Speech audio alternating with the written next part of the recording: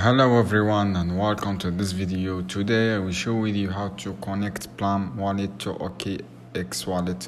So guys, to do this, just open Blum wallet and you find this option connect wallet, as you can see here guys, and down and side click on the wallet and click connect wallet, as you can see here.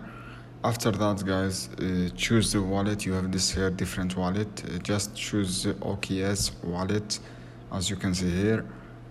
After that, click on OKX and you redirect to OKX and you will connect easily to OKX, as you can see here guys.